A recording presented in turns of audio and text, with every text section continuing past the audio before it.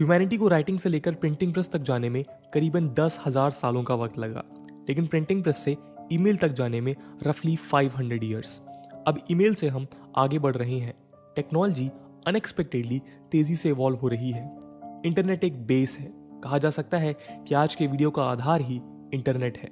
ये वीडियो आप देख पा रहे हैं, ये इंटरनेट के कारण मुमकिन है। लेकिन वीडियो का फोकस है आर्टिफिशियल इंटेलिजेंस यानी एआई, और हमें एआई को रेगुलेट करने की जरूरत है क्या? हम इस वक्त नए एरा के दरवाजे पर खड़े हैं। What we are looking at is the age of AI.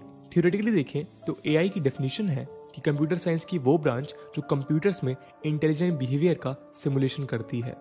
लेकिन ये डेफिनेशन एआई के स्कोप और वास्ट रीचेस के साथ जस्टिस नहीं कर पाती है। एआई धीरे धीरे कंप्यूटर्स को इंडिपेंडेंट बना रहा है, जिसमें विद मिनिमल ह्यूमन इंटरफेरेंस या जीरो इंटरफेरेंस के साथ ऑपरेशंस करना मुमकिन है। साइंस का यदि हम अर्थ समझेंगे तो ये इंसानी समझ या इंटेलिजेंस का इवोल्यूशन है।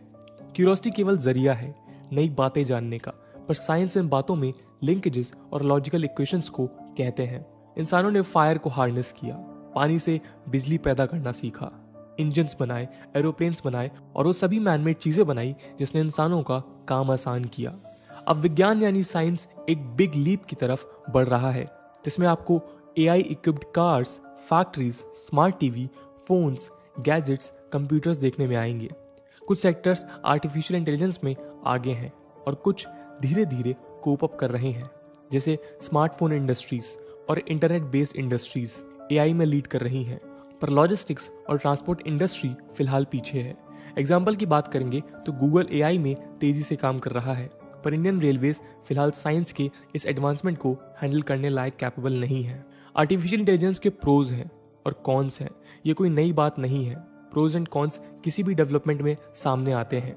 नई बात है कि ये बहुत कॉम्प्लेक्स है। इस कॉम्प्लेक्स टॉपिक में एंटर करने से पहले हम बहुत बेसिक बात यानी आर्टिफिशियल इंटेलिजेंस क्या है इसे समझ लेते हैं।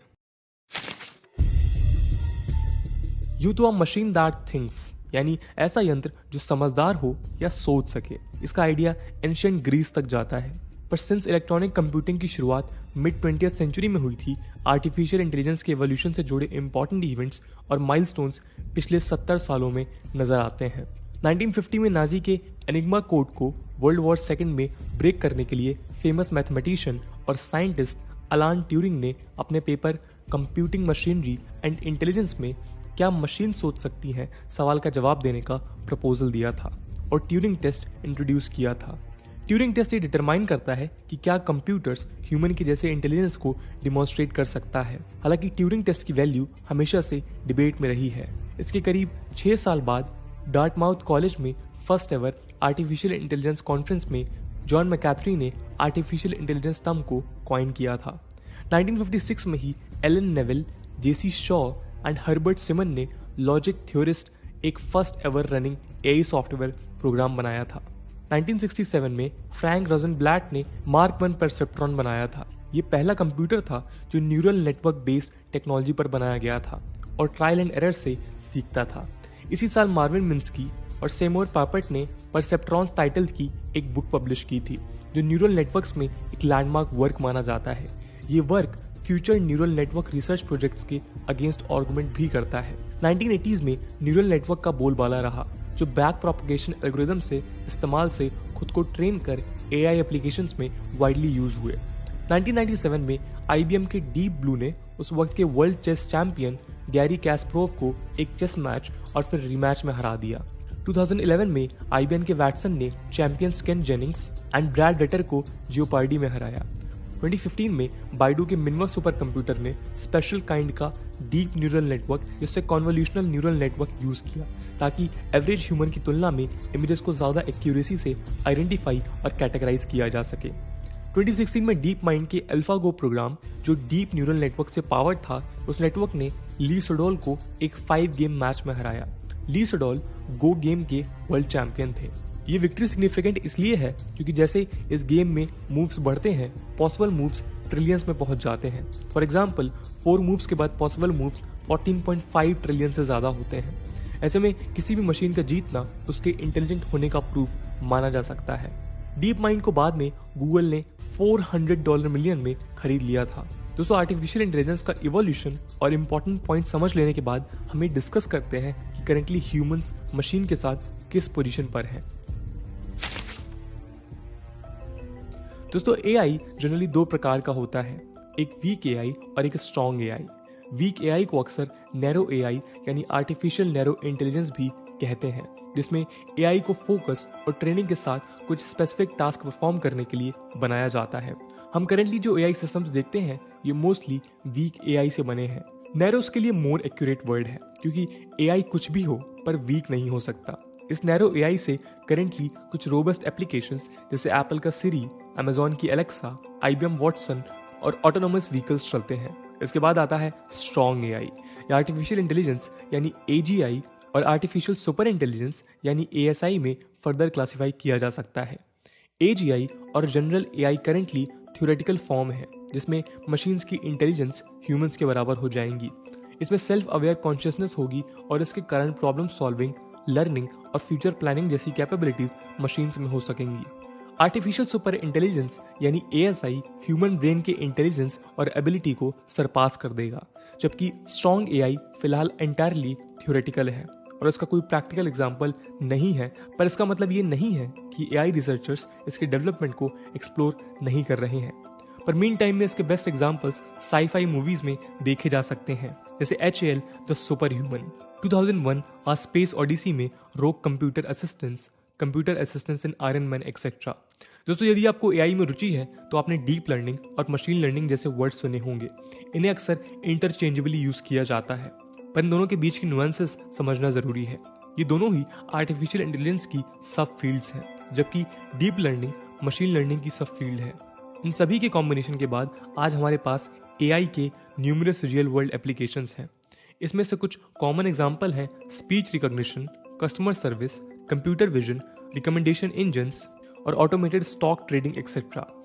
दोस्तों स्पीच रिकॉग्निशन को जनरल ऑटोमेटिक स्पीच रिकॉग्निशन यानी ASR या कंप्यूटर स्पीच रिकॉग्निशन या स्पीच टू टेक्स्ट भी कहा जाता है, जो ह्यूमन स्पीच को नेचुरल लैंग्वेज प्रोसेसिंग यानी NLP के इस्तेमाल से कंप्यूटर को ये कैपेबिलिटी देता है ताकि स्पीच को रिटन फॉर्मेट में कन्वर्ट किया जा सके। कई मोबाइल डिवाइसेस स्पीच रिकॉग्निशन को अपने सिस्टम में इनकॉर्पोरेट करते हैं, जैसे सिरी। अक्रॉस वेबसाइट्स और मीडिया प्लेटफॉर्म्स पर ऑनलाइन चैटबॉट्स ह्यूमन एजेंट्स को रिप्लेस कर रहे हैं। वो शिपिंग जैसी चीजों में FAQs का जवाब देते हैं और पर्सनलाइज्ड एडवाइस भी देते हैं, जो क्रॉस सेलिंग प्रोडक्ट्स या यूजर के साइज से रिलेटेड हो सकती है। ई-कॉमर्स साइट पर वर्चुअल एजेंट्स होते हैं। मैसेजिंग एप्स जैसे स्लैक या फेसबुक मैसेंजर पर वर्चुअल असिस्टेंट्स और कुछ नहीं बल्कि एआई हैं। कंप्यूटर विजन एक इम्पॉर्टेंट एप्लीकेशन है जो एआई टेक्नोलॉजी के जरिए कंप्यूटर्स और सिस्टम्स को digital images, videos, visual input से मीनिंगफुल इंफॉर्मेशन ड्राइव करने के लिए इनेबल करता है। इस इंफॉर्मेशन से मिलने वाले इनपुट्स के बाद सिस्टम एक्शन ले सकता है। कॉन्वोल्यूशनल न्यूरल नेटवर्क्स में powered computer vision social media पर फोटो टैगिंग, हेल्थ केयर में radiology imaging, self driving cars में देखने को मिलता है। इसके बाद रिकमेंडेशन इंजन्स भी एआई का ही एप्लीकेशन है। दोस्तों कभी आपने सोचा है कि यदि आपने अपने फोन के पास कोई प्रोडक्ट की बात की या उसे एक बार गूगल पर खोजा तो आपको अक्रॉस मीडिया प्लेटफॉर्म उसी से रिलेटेड रिकमेंडेशंस आते हैं। कभी आपने सोचा कि ऐसा क्यों है? एआई एल्गोरिदम्स के जरिए डेटा ट्रेंड्स को डिस्कवर कर more effective cross selling strategies बनाई जाती हैं। ये उस दौरान हो रहा होता है जब आप ऑनलाइन रिटेलर्स को चेक कर रहे होते हैं। इसके अलावा ऑटोमेटेड स्टॉक ट्रेडिंग भी इसका एक एप्लीकेशन है। आज बिना ह्यूमन इंटरवेंशन के AI thousands to million trades per day conduct करता है। दोस्तों AI is like paradox's box. इसका मतलब ये है कि एक ऐसी फील्ड है जिसके डायरेक्शन का कोई ठिकाना नहीं है। मशीन्स लर्न कर रही हैं और उनकी इंटेलिजेंस बढ़ती जा रही है। ऐसे में ये मैनकाइंड के खिलाफ इस्तेमाल की जा सकती हैं। कंप्यूटर्स और मशीन्स या तो खुद मैनकाइंड के खिलाफ खड़ी हो सकती हैं या कोई ग्रुप या हाईटेक प्रोफेशनल्स इन टेक्नोलॉजीज को डिस्ट्रक्टिवली यूज कर सकते हैं। दोस्तों इस इशू के शुरू होने से प्रिवेसी, मास सर्विलेंस और online theft, data leakage, monitoring जैसी प्रॉब्लम्स सामने आ सकती हैं। इन कारणों से एक सवाल उठता है कि क्या एआई को रेगुलेशन की जरूरत है? Do we need to regulate it? दोस्तों एआई की कुछ प्रोज हैं तो कुछ कॉन्स भी हैं। प्रोज में देखें तो हम rational decision making, medical industry में एप्लीकेशंस, एक्यूरेसी, सेल्फलेसनेस और ड्यूरेबिलिटी पर डिस्कशन कर सकते हैं। कॉन्स की बात करें तो चिंताएं बढ़ जाती हैं। कॉन्स में हाई कॉस्ट, अनएम्प्लॉयमेंट में राइज एक्सेट्रा के साथ साथ ह्यूमैनिटी के अपोज में यूज इसको प्रॉब्लमेटिक बनाते हैं। गूगल के सीईओ सुंदर पिच्चई ने कई बार कहा है कि आर्टिफिशियल इंटेलिजेंस ह्यूमैनिटी के डेवलपमेंट को ह्यूमैनिटी द्वारा फायर को हार्नेस कर लेने से ज्यादा प्रोफाउंडली अफेक्ट करेगा। आपको पिच्चई की इस बात पर हंसी आ सकती है और ऐसा सोचा जा सकता है कि ये एक यूजुअल सिलिकॉन वैली हाइप है, पर कंपनी के पिछले 14 साल के इन्वेस्टमेंट्स को देखकर ये बात मजाक नहीं लगती है। 2007 के बाद से अब तक गूगल ने करीब 30 आर्टिफिशियल इंटेलिजेंस से डील करने वाली कंपनीज को खरीदा है। ये प्रोक्योरमेंट किसी और बिग टेक पीयर से ज्यादा है। गूगल ने इमेज रिकॉग्निशन से लेकर ह्यूमन साउंडिंग कंप्यूटर वॉइसेस तक सभी कंपनीज को खरीद लिया है। इन एक्विजिशंस में से एक है डीप माइंड, जो गूगल ने 2014 में खरीदा था। इस कंपनी ने रिसेंटली अनाउंस किया है कि ये सेल्स के डीएनए से हर एक प्रोटीन का स्ट्रक्चर प्रेडिक्ट कर सकता है। ये बायोलॉजिकल और मेडिकल रिसर्च की फील्ड में सेवरल ब्रेक थ्रूज की शुरुआत मानी जा सकती है, लेकिन ये ब्रेक थ्रूज केवल तब तक हो सकेंगे जब गूगल डीप माइंड के नॉलेज का ब्रॉड एक्सेस अलाउ करेगा। हालांकि गूगल ने डिसाइड किया है कि वो एक्सेस देगा, पर इसमें एक बट है। केवल गूगल ही नहीं है जो एआई टेक्नोलॉजी फ्यूचर में इस डायरेक्शन में जाएगी। केवल गूगल ही नहीं है जो एआई टेक्नोलॉजी फ्यूचर में किस डायरेक्शन में जाएगी को डिसाइड करने के लिए गेट कीपिंग कर रहा है। ग्लोबली कई कंपनीज हैं जो एआई स्टार्टअप्स को अपनी तरफ खींचने में लगी हुई है। कई बिग टेक फर्म्स जैसे एप्पल, फेसबुक, माइक्रोसॉफ्ट और अमेजॉन और चाइनीज मेगा प्लेयर्स जैसे बाइडू भी शामिल हैं। 2016 में Apple, Facebook, Microsoft and Amazon और बाइडू ने $20 बिलियन से $30 billion AI related research, development और एक्विजिशंस पर खर्च किए हैं। इन कंपनीज का search, social media, online retail and app store में डोमिनेंस होने के कारण यूजर डेटा पर इनका अधिकार है। इनके फास्ट ग्रोइंग और increasingly omni present cloud servers के साथ गूगल, माइक्रोसॉफ्ट और अमेजॉन और उनके Chinese counter parts primary AI supplier के रूप में स्टेज सेट कर रहे हैं। इनफैक्ट एआई एक सर्विस के तौर पर एक $2 बिलियन इंडस्ट्री बन चुकी है, जिसका 34% के रेट से एनुअली बढ़ना एक्सपेक्टेड है। अब जैसे जैसे एआई बढ़ रही है, ये हैंडफुल कंपनीज डोमिनेट कर रही हैं, और यदि इन कंपनीज में पब्लिक ओवरसाइट या एंगेजमेंट भी होगा तो मेजरली 2 रिस्क होंगे। पहला, लोगों को इंडिपेंडेंटली प्रिवेसी, इंटीग्रिटी और डिग्निटी से काम करने के लिए टूल्स एक्सेसिबल नहीं होंगे, और यदि इन कंपनीज ने एआई का गलत इस्तेमाल किया तो ऐसे में सोशल फैब्रिक बिगड़ जाएगा।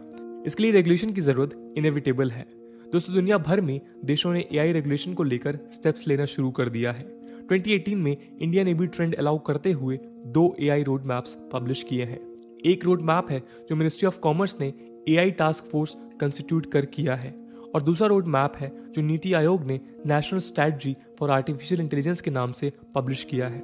दोस्तों, फिलहाल क्लैरिटी नहीं है कि रेगुलेशंस कैसे होने वाले हैं, पर एक्सपर्ट्स कुछ पॉइंट्स पर डिबेट करते हैं। मीडियानामा की एक रिपोर्ट के मुताबिक एआई एप्लीकेशन का रेगुलेशन ज्यादा जरूरी है, ना कि एआई का इन जनरल रेगुलेशन।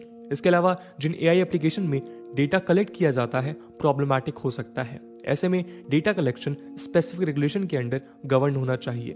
दोस्तों, एक्सपर्ट्स का मानना है कि जो कंपनी एआई टेक डेवलप कर रही है उसका सेल्फ रेगुलेशन इनफ नहीं होगा, क्योंकि उस पॉपुलेशन का कोई से नहीं होने वाला है जिस पर फर्क पड़ेगा। इन प्रॉब्लम्स और रिस्क के लिए यदि फ्लॉलेस सोल्यूशन निकाला जा सकता है तो मैनकाइंड के लिए शायद फायर से भी बड़ी जीत होगी। दोस्तों, एआई को लेके आपका क्या ओपिनियन है? क्या फ्यूचर में कभी ऐसा पॉसिबल होगा कि एआई ह्यूमंस को रिप्लेस कर ले? कमेंट सेक्शन में जरूर बताइएगा। आज की वीडियो के लिए इतना ही। आई होप आपको वीडियो पसंद आई होगी, और अगर पसंद आई है तो अपने दोस्तों के साथ शेयर करना मत भूलिएगा।